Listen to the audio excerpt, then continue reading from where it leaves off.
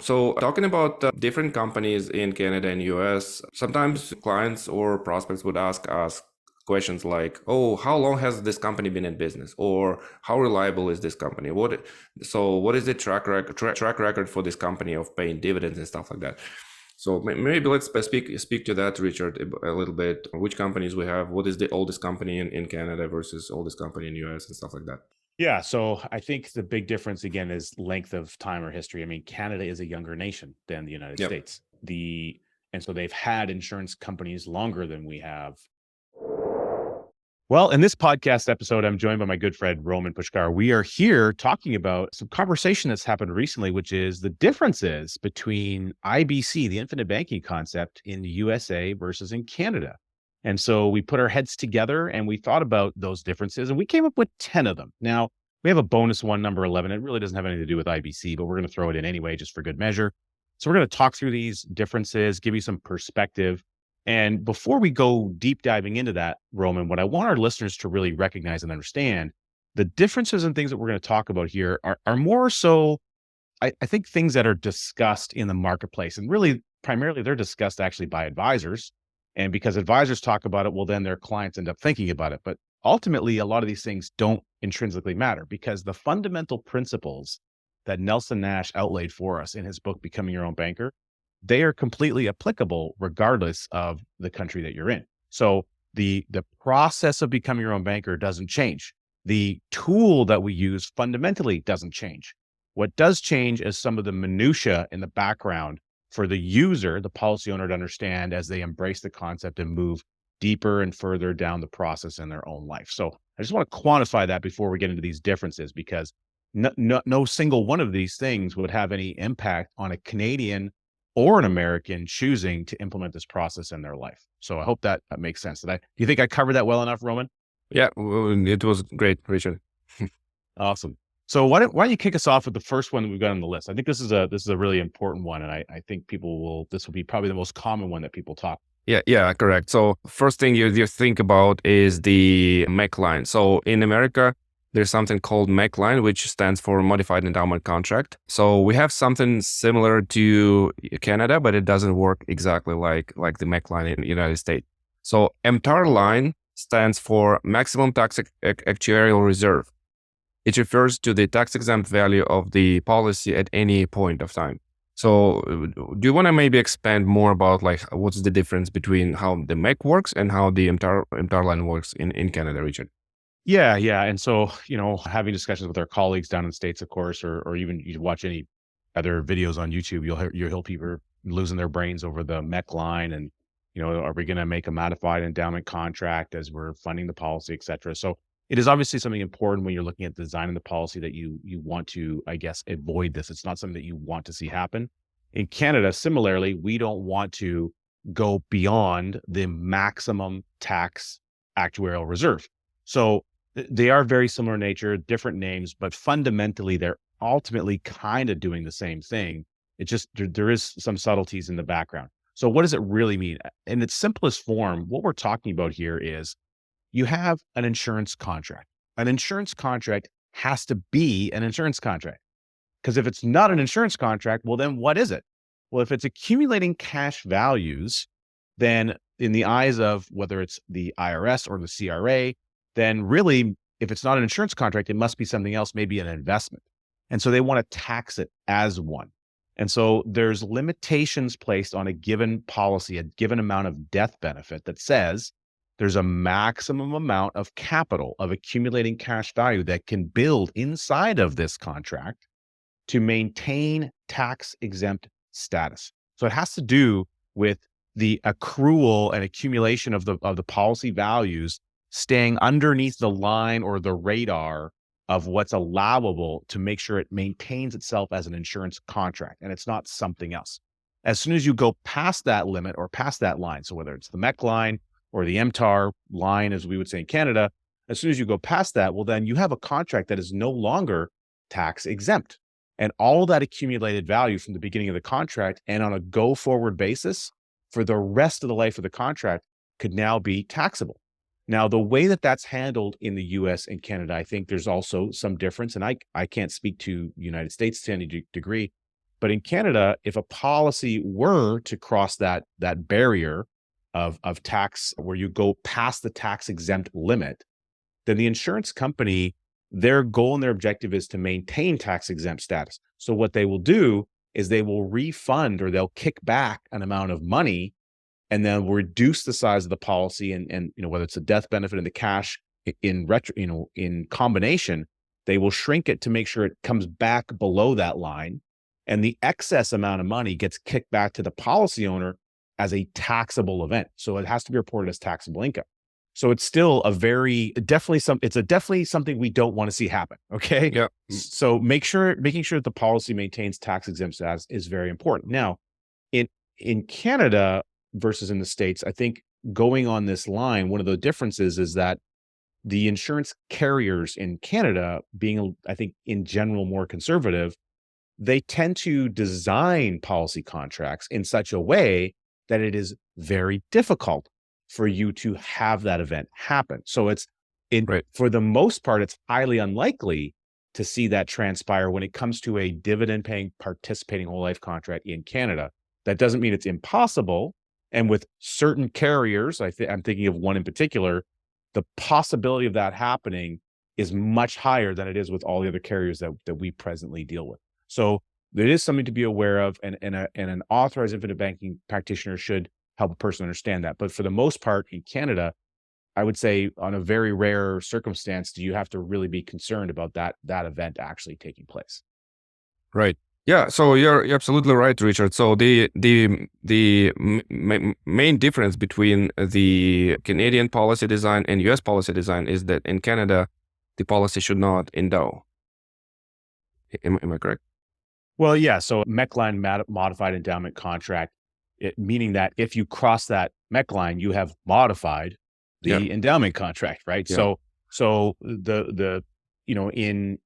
in Canada, the policy still endows because it is based on an endowment idea. But that brings us to one of our, we'll get to that section in a minute, because we have a different differentiator between US and Canada, which has to do with mortality. So we'll talk about that one in a moment. But the key thing is that in the States, there is a little bit more, I think, at least from my understanding, the ability to adjust or tweak, or for lack of better terms, we'll say manipulate the policy design at the time frame of setting up the policy with the advisor, the coach, can create certain environments where, if the policy owner, again, the risk is always on the policy owner and the responsibility is always on the policy owner, of potentially putting too much capital in, or putting too much capital in a short enough period of time. So it's not just a matter of putting too much in, it's also relevant to how many years you're putting it in for. So the exempt test rules for a policy to maintain exempt status in the US versus the exempt testing rules in Canada are slightly different. They're similar, but they're different. And every once in a while, those exempt tests can modify. So that's another thing by here. And again, it's in general, this isn't a hard, fast rule, but in general, when a policy is started or initiated, typically the exempt testing that was in place at the time the policy was initiated is usually the exempt testing that maintains for the life of that policy. Again, I can't speak to the US on that. That's my understanding, but I could be wrong. But in general, in Canada, that seems to be the case. That doesn't mean exclusively it has been the case or will be the case all the time, but that seems to be the case. So as an example, we had a big adjustment in Canada that took effect as of January 1st, 2017, where policies that were sold and started prior to 2017, they fall under what we would refer to today in the industry as a G2 status, G2 meaning grandfathered. And now any new policy of generation 2. And any new policy today is in G3 or generation 3. And so it has a different exempt test looking at it. And it also correlates to some mortality adjustments that they did with that exempt testing. So again, these things do modify from time to time, but that change that happened in 2017, that was the first major change in Canada since, I believe, 1982. So there was like a 34 year period of time between those adjustments. So I wouldn't say it's something that happens all too frequently, at least not in Canada. Sounds good. Awesome. So let's talk about the second one. So the second differentiation between US and Canadian policy designs is a population size. We know that Canada has only 1/10, maybe even less than American population, and that brings us to the choice of life carriers. So in Canada, we have, how many do we have in Canada, Richard, altogether? Well, I mean, as far as mutual companies that I'm aware of, there's really only two main mutual insurance carriers, which is what Nelson recommends in his book, and for the most part, we do the bulk of our business with a mutual carrier. But as far as just total insurance companies in Canada that have and offer a cash value participating dividend paying whole life policy, I think there's maybe 8 companies that kind of offer that, roughly Right. speaking. Yeah. So there's definitely not a lot of them. And out of those, which ones you would actually choose to have, we won't really go down that road here today. But yeah, so we have 1/10 the population, and we have, I would say, about a tenth or so or less. We have a lot less choice of options as far as Yeah. insurance companies are concerned, and that's relevant to the population density. Yeah, but it doesn't mean that those companies are, are less reliable than US companies, or they are newer. Doesn't necessarily mean that. But yeah, so having less companies to choose from, it makes it easier actually to choose on which company to go with and design your policy with, right? Would you agree?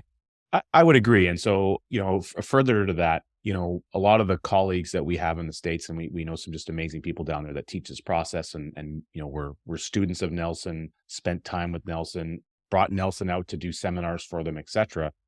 You know, most often an advisor or an advisor shop will have, say 3 or 4 main companies that they work with. And they will have selected working with those companies based on a variety of factors. Yep. Now, it doesn't mean that if you go to shop, advisor A, and then you go to advisor B, they have the exact same 4 companies. Okay, that's not what I'm getting at. But they will be picking those companies based on things like policy design, certain functionality, their loan request process, how simple and easy it is to get loans, how fast can you get loans. Like, there's a whole number of things that go into that versus just looking at their dividend history or whatever. So they're looking at a stackable rank of different factors and saying, you know what, based on all these circumstances, this company makes it very easy to do business with them, both for us as the advisor and for our client.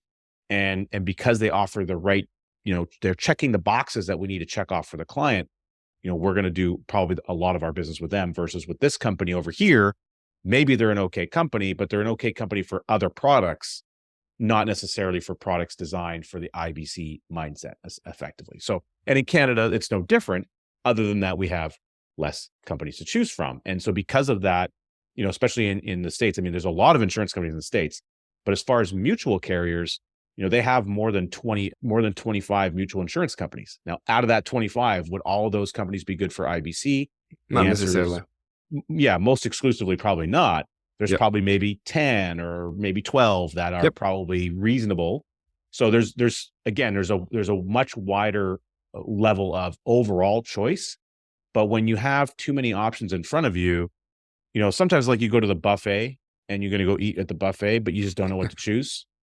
You want to Right. choose from each dish, basically. Right. And so if you go to the buffet and they have like steak, let's say that's there. Yeah. Well, you're probably not going to get the steak, because if you want a really high quality steak, you're going to go to the steakhouse. Oh yeah. Right. So again, Or just because sushi. you have a buffet, you might have more choice, but that doesn't mean you're going to get the best product, the best Correct. end result because of that. So I think actually in Canada, the advantage, to my degree, I think we have an advantage because we have less. It's not that having less choices is an advantage, but because there's less overall choices in the marketplace, we could be much more specific and directive on what policies are going to match the best fit for a client circumstance. So that's just my perspective, and it's an opinion, and people can take the opinion and throw it away if they want, but that's my opinion. Sounds good. So yeah, let's talk about the third one, which is how policy loans work in the life insurance companies. So let's talk about the differences between the adjusted cost basis, how you take out a policy loan in Canada from a life insurance company, and also if it is different in the United States. Yeah, I mean, we've listed this as number three. It's probably tied for like number one because it ties into like this Yeah. MEC line Yeah. conversation that we had earlier. And so in the States, a policy loan does not trigger a taxable event. And in Canada, that is true as long as that policy loan is underneath or lower than the ACB, or what's known as the adjusted cost basis of the contract. Now, in US, they have an adjusted cost basis as well. And in Canada, we have one. The difference is the calculation is different. And in Canada, that calculation changed, I believe, back in like 1982. There was some tax reform and they adjusted that calculation. Now, we go into a much deeper dive on this. We actually explain this and I draw it out and I have some visuals to go over on our podcast episode 100. So if you want to really dig into that and really understand how this, taxable environment on policy loans shows up, how it rears its head in the Canadian marketplace, we really mapped that out very clearly on episode 100. So I encourage our listeners to go back and check out that episode. But fundamentally in Canada, because of that change in the adjusted cost basis calculation, and in the Income Tax Act of Canada, a policy loan is not considered a commercial loan in the sense of when you go to a regular brick and mortar bank and you get a loan from them. That's a commercial loan instrument. So it's actually considered in Canada a disposition of the policy. And so therefore, at some future point, policy loan can be, and in fact, most likely as you get to the much later stages of a policy, as you age on, will create a taxable event in Canada. Now, that is perfectly fine if you know what to do. And so that's why education is so important. So again, with episode 100, we walk you through the education necessary to know what can be done and how you can mitigate those tax consequences, either mitigate or eliminate. Yep. And so Nelson used to say, Roman, banking wasn't a tax plan. It wasn't a function of the tax code. Okay. No. It's about how money flows through your life and how much of Correct. it you control. So if you get any tax benefits, that's just a big fat bonus. So of course we want to be able to have those. One of the tax benefits that every policy is getting in Canada and in the US is the ability to grow on a tax exempt basis, as long as you don't mess up the MEC line or the MTAR line in Canada, as we've already identified. So, or if you don't, as long as you don't cancel your policy and then trigger whatever taxable event, right? That's a great point. I'm glad you mentioned that, and I didn't even think to identify that. Dave, really good point. Yeah, if you've got a big policy that you've built up, the reason that cash value that's accumulating grows tax exempt is because it is a representation of the future death benefit. Yep. So as soon as you cancel the policy, well, it's no longer representing that future death benefit, which means, oh, that's a taxable event. So you have to be, anyone who has a policy, be very, very mindful about, canceling a policy, because that would probably be one of the, again, a good, well-designed policy, that would probably be one of the worst financial decisions I think a person should probably make. Right. So. Awesome. So let's continue talking about policy loans. And point number 4 is we decided to talk about this separately from anything else, is how insurance companies treat outstanding policy loans and how it may affect potentially dividend scale or receiving dividend in the policy, basically. So let's talk about direct versus non-direct recognition on outstanding policy loans. What does direct and non-direct meaning? What is it? What does it say? Yeah, this is really interesting because, since going down to attend my very first think tank conference in Alabama for our, infinite banking think tank, which was in 2012. Wow, that was like almost like 10 and a half years ago. That's amazing. Anyhow, so this topic is when I first learned about this terminology, and hearing people, it's something that seemingly, like, especially in the advisor community, people kind of bicker back and forth over. Yeah. And, there's like the keyboard warriors on the online forums and all the chat, people basically yelling at people, because it's so weird. People will yell at one another through a keyboard and say things that you wouldn't say to someone face to face. Isn't that really strange? Yeah. So, and all for no real seemingly important reason. Basically, what direct versus non-direct recognition means, it means, does the life company, the life carrier, do they directly recognize that a policy loan is outstanding on a given policy? Okay. Yep. And they're looking at that when it's time to attribute the annual dividend. And so in some companies or in many companies, they may say, oh, well, because you have an outstanding policy loan, we're going to reduce the potential dividend that you might receive versus the same policy with the same company that did not have an outstanding policy loan. Correct me if I'm wrong, Richard. These companies may potentially charge a lower interest on policy loan. That is correct. Yeah. So again, every company is different. So you may have, there's a saying, and I learned this from Todd Langford. He learned it from someone else, but the saying is there are no deals in the insurance industry. Yeah.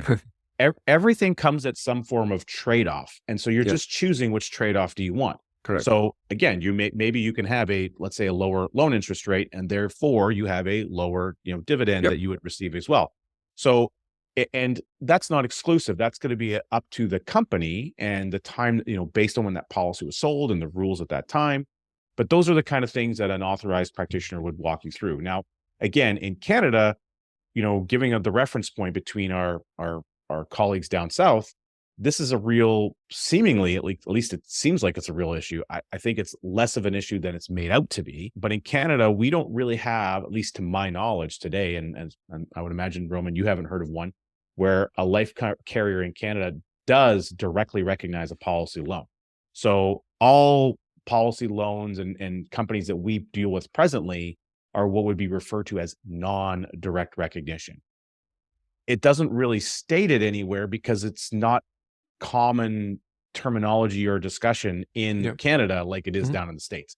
So they, but a policy loan is not taken into consideration relative to any dividends that might be paid on the anniversary of a policy. Now, here's something I want to tie into though, and I want to tell a little story, and hopefully I won't butcher it. But Nelson Nash, I asked him about this. I was at a think tank conference one year, and he had a long career with two major life companies. One of those was the Equitable Life Insurance of New York, which has since become a company called AXA. They were bought out. And as well, he spent a long time frame with Guardian Life. And my understanding here is that Guardian Life is a direct recognition company. Now, Nelson had policies from Guardian Life and policy loans. And even though at that time there were direct recognition, it didn't bother him one bit, because he understood, and he talked about something which we have mentioned on our podcast and things before, is called the contribution principle. Yep. So from his vantage point, it was one of those minutia topics that really just didn't matter. It was, trying to see the forest, through the trees through the forest sort of a analogy. Like, he just said it wasn't something worth really discussing a great deal. But he found that in his experience, that the dividend performance actually was enhanced with when he had outstanding policy loans versus when he did not have outstanding policy loans on those policies. Now, that was his experience. I can't quantify that. I don't have a recording of Nelson's story. I can only share my recollection of that conversation with him. So I don't want to overstep my bounds, and hopefully, Nelson, looking down, you'll give me some free will here to just identify what I remember from our conversation. But ultimately, I think in general terms, it's probably better overall if you have a non-direct recognition policy. In Canada, we have that. That's very simple. So for us, again, it's very easy, but it is one of the big differences. So that all this conversation, we have people that reach out to us, Roman, and they want to say, "Oh, hey, I learned about this, and I'm watching these videos, and I learned about this," and they're which one should I pick? Yeah, all these questions that just have no bearing or relevance really to Canadian marketplace. So that's part of what we're going through this conversation, is to give people like some context that this really isn't the biggest deal overall. Correct. Yeah. So it doesn't matter which one you pick or you deal with. The process is exactly the same, and it works in both scenarios. Awesome. So talking about different companies in Canada and US, sometimes clients or prospects would ask us questions like, "Oh, how long has this company been in business?" Or "How reliable is this company? What is the track record for this company of paying dividends and stuff like that?" So maybe let's speak to that, Richard, a little bit. Which companies we have? What is the oldest company in Canada versus oldest company in the US and stuff like that? Yeah. So I think the big difference, again, is length of time or history. I mean, Canada is a younger nation than the United States. And so they've had insurance companies longer than we have. Now, I don't know offhand what the life carrier in United States is, or the oldest one that paid dividends. Like, I don't know those details. I do know of one, I know, which is the largest mutual carrier, at least according to their website, is New York Life. And just recently I saw posting that they declared, so for 2022 they declared their 169th year of consecutive dividends. So they paid a dividend on participating policies to their par owners every single year since 1854. I mean, that's really, really That's impressive. significant. Oh yeah. Yeah, they're the largest mutual in the United States. Again, that's according to their website. I don't know why they would put that on there if it wasn't the truth, but who knows? They have to be And compliant. So they this do have, must be the truth. must be the truth. And so again, I assume, and I don't know, I haven't validated this, so maybe some of our American colleagues will comment in the chat box and let us know. But the policies, I believe that there's probably older companies still yet that have been consistent in paying dividends in the United States. Yep. Whereas in Canada, the oldest insurance carrier that's consistently offered participating whole life and is still around today, has been paying dividends every single year since 1848. So they actually just announced paying their 174th consecutive dividend as of 2022. So we're comparing now, again, timeframes. In this instance, we have actually a Canadian company that's been doing it longer. But again, I suspect that there may be a company in the States that's actually has done it even longer than that. I just don't know which one it would be. So the history is very robust in both countries, I should say. I mean, we're talking about 1 3/4 of a century of consistency. That's pretty unbelievable, especially given what's transpired in the markets since that time frame. And then again, before the tax code, before world wars, all those different, mega events that have happened over that historic time frame, and they're still consistently paying dividends. And so the company that has been paying dividends since 1848 is, well, it's Canada Life. And I mean, anyone can kind of Google that. They are no longer a mutual company. However, they demutualized, I believe it was back in 1999 or 2000 and 2001, something to that effect. Whereas the largest mutual in Canada has been paying dividends every single year since 1936. Now, they launched their first par contract in 1935, which means their very first year in offering participating insurance, they paid a dividend, and they have paid a dividend consistently every year there since. So again, history here is very, very robust in both countries. That's quite significant, Richard. I recall how, Nelson Nash is always talking about, creating multi-generational wealth transfer. So how many generations is 74 years? It's Wow, like that's 3-4 generations, I guess. Yeah, I would think that we're looking at like at least 4, and probably even 5 in many circumstances, because a lot of people just didn't live as long.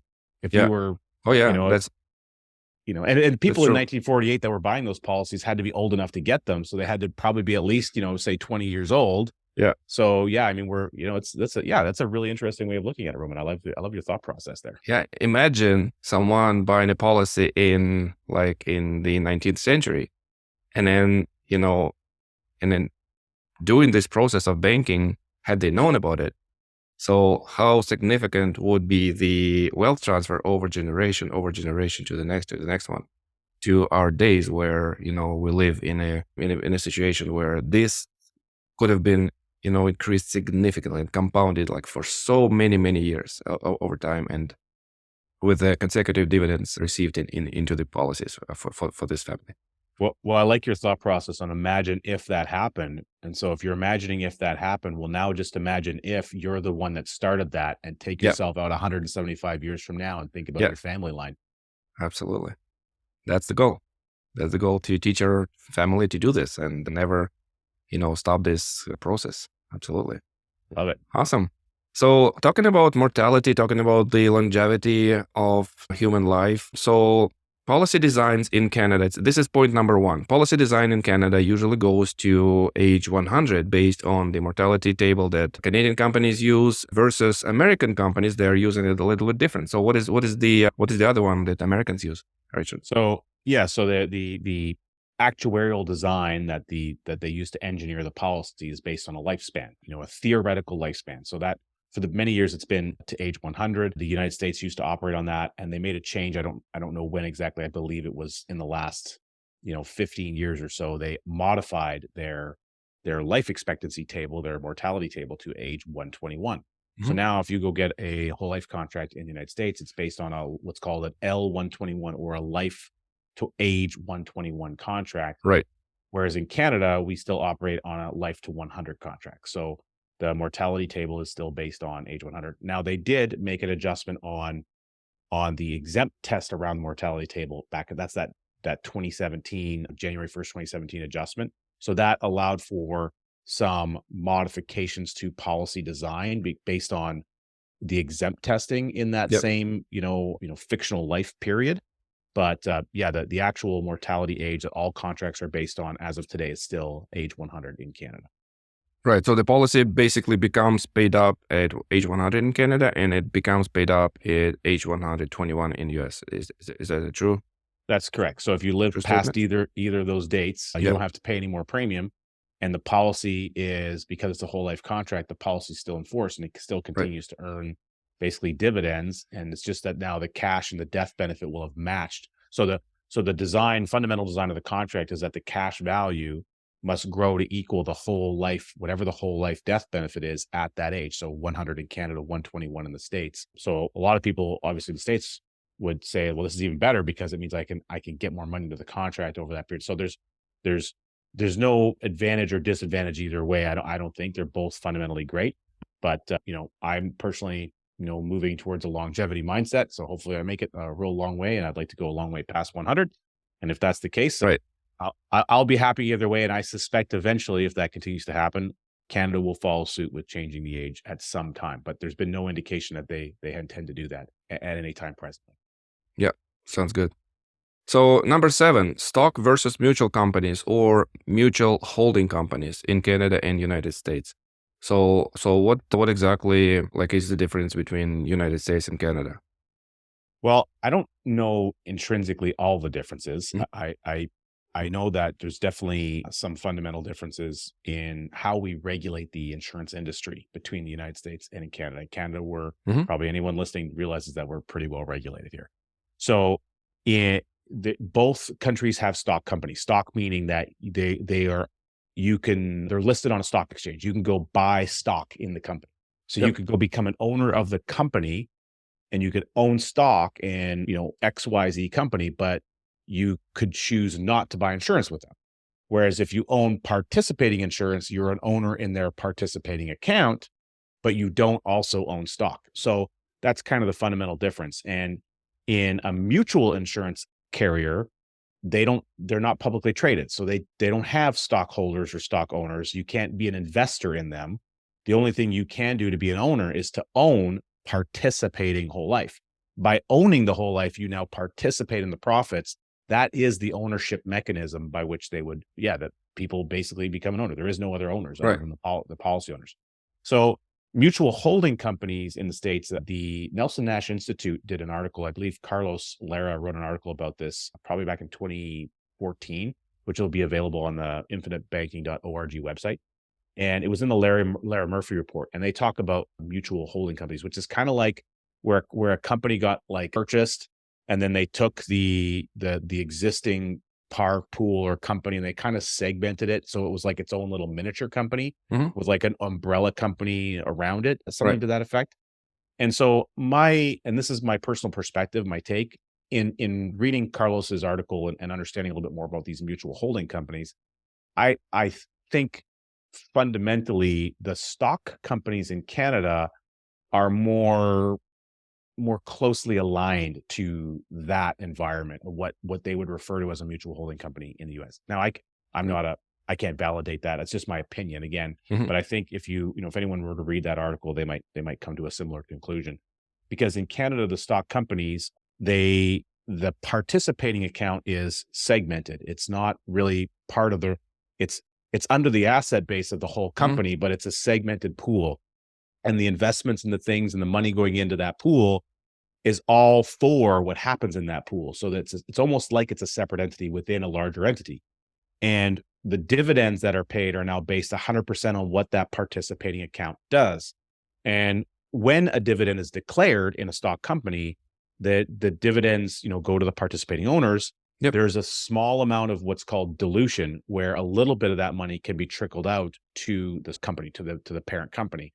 Right. However, in Canada, it's very well regulated. Now, I did a video on this where I explain it more with Vern on the Bankers Vault channel, and that sliver of dilution is very well regulated. So in Canada, it's not like the stock companies could just all of a sudden vote and say, instead of paying dividends to all those participating owners, just send all the dividends to us, and those guys, and screw those guys.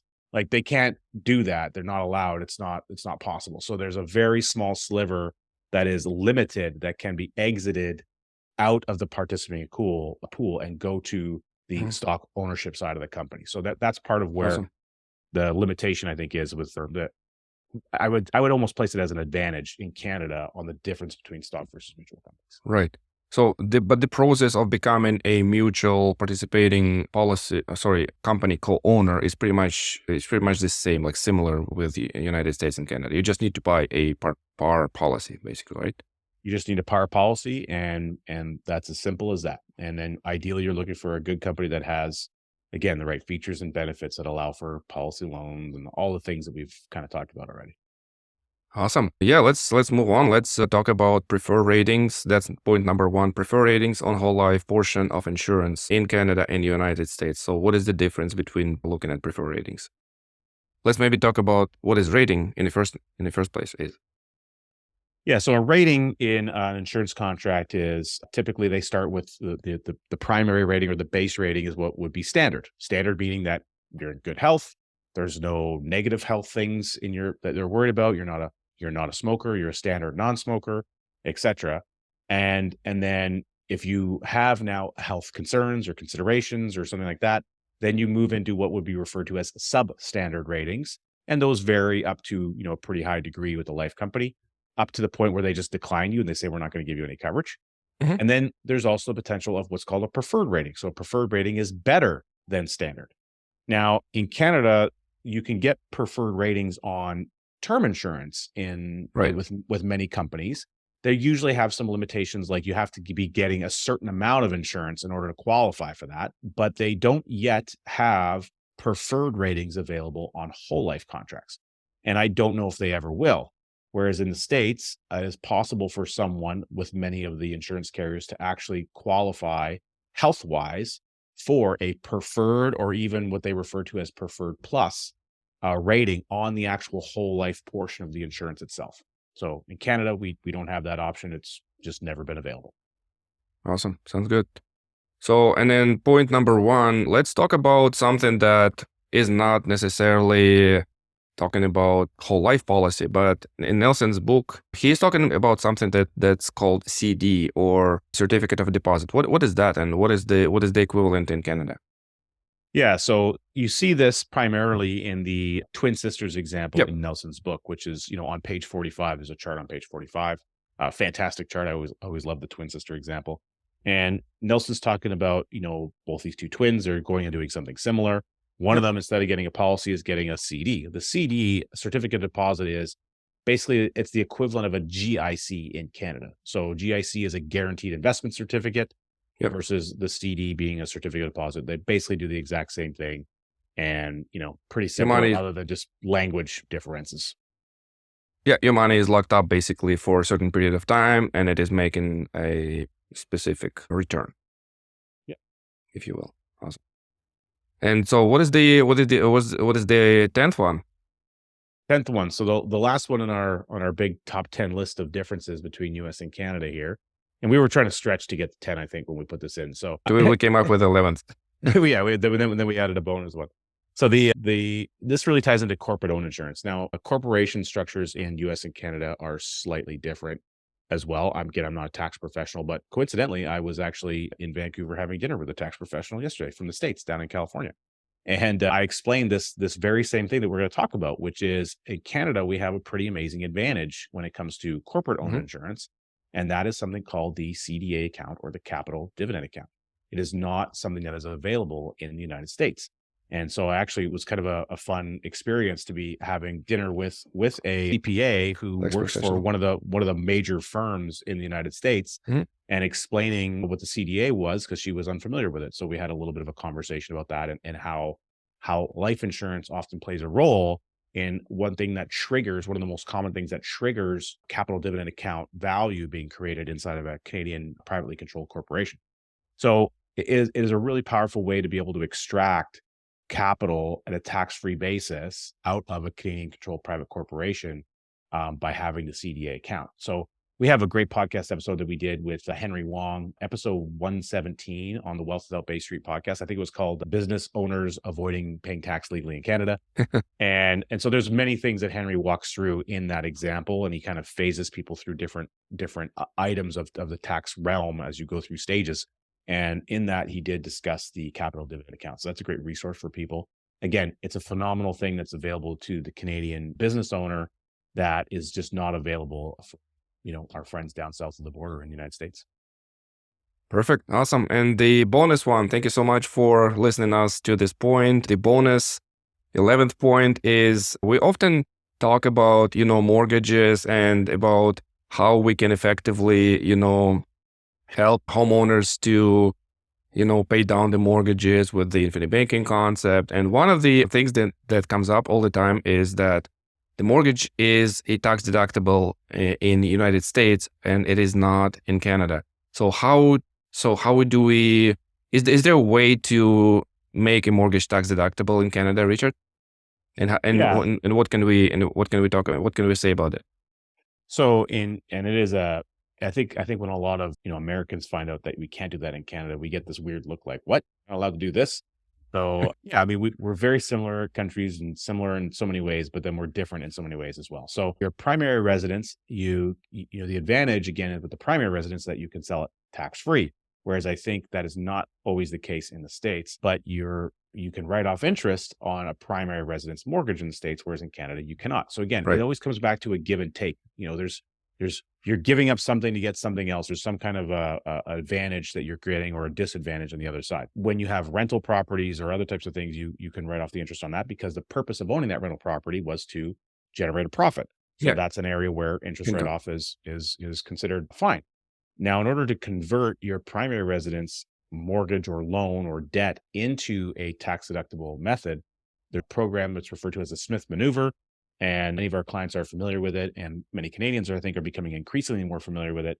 In fact, we did a podcast episode with Monty Batia, who's a Smith certified advisor. That was episode 135 of the Wealth Without Bay Street podcast. So we kind of talk about what the Smith maneuver is, and then also a way to integrate it into the process of becoming your own banker in your life. Monty was gracious enough to spend some time with us because he himself does both things. He uses the Smith maneuver in his own life as well as the infinite banking concept. So there's some great dovetailing in those two environments that can be created as long as we have the right mindset. And again, if it's a strategy that makes sense to you, it's not something that will be applicable to everyone in Canada. And certainly it's something that needs to be looked at and understood, no different than anything else you might choose to do with your financial life. So it's a great little bonus item because, it's a common question that we get, but it doesn't really have anything to do with IBC, but I'm glad we threw it in anyway, Roman. So I'm glad. Thanks for giving us the idea to make sure we added the 11th number, the bonus 11 in here, because I think it's good for people to be familiar with as many of the differences between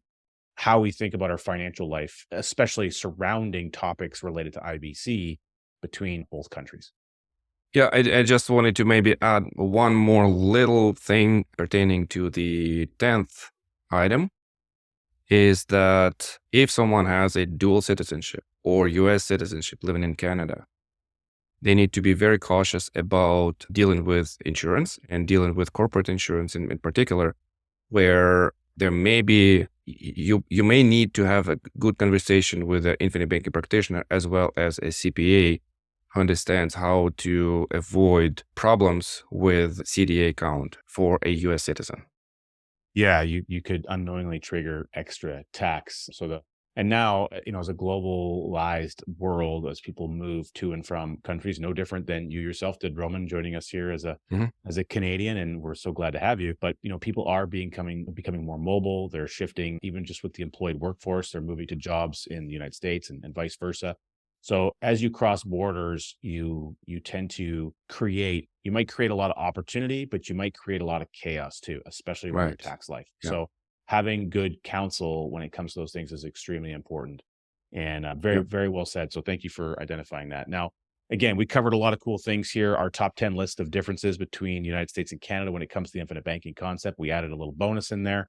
And we really want to thank everyone for tuning in today, and stay tuned for next week's episode. Thanks, Richard.